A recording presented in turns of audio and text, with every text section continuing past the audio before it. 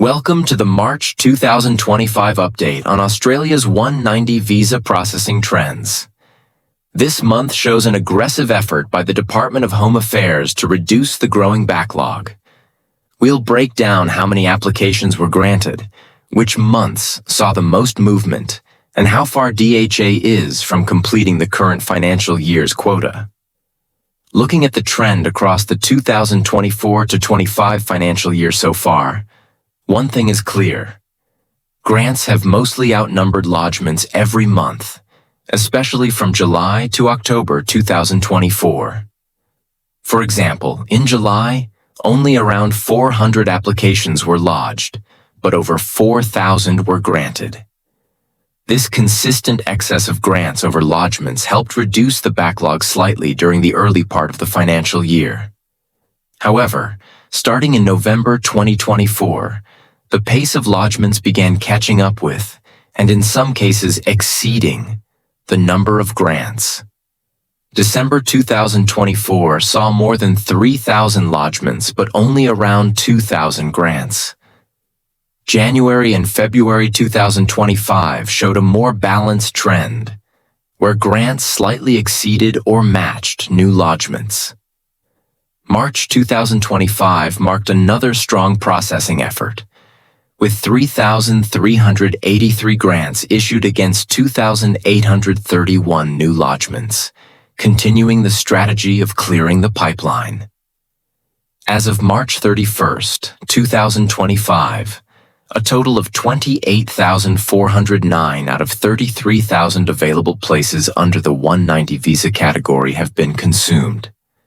This means 86.1% of the annual quota has been used, with only 4,591 places remaining until the end of June. If the Department of Home Affairs strictly follows the date of lodgment, these remaining places would only cover applications lodged up to August 2023. However, the department is not adhering to a strict chronological order. Instead, it is selecting applications lodged across various periods in 2023 and 2024. If this current pace continues, the remaining quota is likely to be exhausted by May. That would mean that any additional grants will need to wait until July 2025, when the new planning level for the 2025 to 2026 financial year is introduced. Despite the consistent rate of grants, the backlog remains significant. As of March 2025, there are still 187 applications from 2022 that have not been finalized. These have now been pending for over 2 years, indicating either case complexities or unresolved issues. There are also 8,643 pending applications from 2023, 13,073 from 2024, and 7,391 from just the first half of 2024, 3 months of 2025.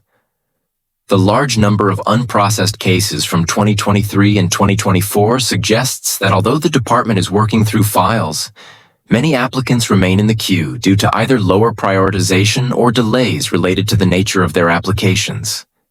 In March 2025, a noticeable number of applications lodged in 2023 were processed.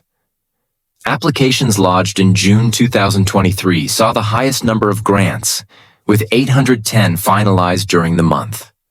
This was followed by September, December, and November 2023, with 345, 323, and 312 grants, respectively. July and October 2023 also saw significant movement, with over 200 applications processed each.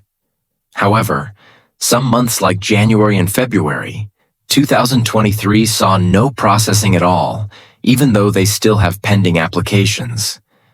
This absence suggests that these cases might involve complications such as incomplete documentation, lower priority occupations, or ongoing assessments. The 2024 backlog stood at 13,073 applications at the end of March 2025. Despite this large number, only 223 applications from 2024 lodgments were processed during March. Of these, 126 came from December 2024 alone, meaning more than half of the activity for 2024 files was concentrated in just 1 month. Other months like January, February, and March 2024 saw very little movement, each with fewer than 10 processed cases. The pattern suggests that the department is largely avoiding 2024 files for now, unless they are exceptionally complete or fall under high-priority occupation categories. The focus continues to remain on clearing the older 2023 backlog. From the 7,391 applications lodged in the first 3 months of 2025, a significant number have already been processed. In March alone, 225 applications lodged in January, and 283 from February were finalized. Even more striking is that 39 applications lodged in March 2025 itself were processed within the same month. This kind of quick turnaround strongly suggests that the department is fast-tracking certain cases, most likely those tied to priority occupations, employer nominations, or exceptionally well-prepared submissions. It also indicates that some applicants are receiving decisions within weeks of lodging, a level of speed that was uncommon in previous years. When comparing the total backlog from month to month, there's a visible reduction over the financial year. In July 2024, the department was managing 35,273 on-hand applications. By March 2025, that number had dropped to 29,114. While the overall trend is downward, the rate of decrease has slowed in recent months. For example, between November and January, there was hardly any change in the total backlog. This is likely due to a combination of 2 factors. The department is continuing to process large numbers of applications, but new lodgments from invitation rounds are constantly being added to the queue. From February to March, however, there was a modest drop of around 570 applications, reflecting the high number of grants issued in March 2025 compared to new lodgments. March 2025 was another productive month for the 190 visa program, with the Department of Home Affairs continuing to push through a high volume of grants. Still, the backlog remains high, and only a few thousand places are left before the annual quota is exhausted. If you lodged your application in 2023, your turn may be coming soon as the department focuses on clearing older files. If you lodged in 2024, the wait may be longer unless you fall into a priority category. For 2025 applicants, it's clear that priority processing is in effect, and some decisions are being made in just weeks. With the cap expected to be filled by May, many applicants may have to wait until July for further grants. We'll be back next month with more updates as we approach the end of the financial year.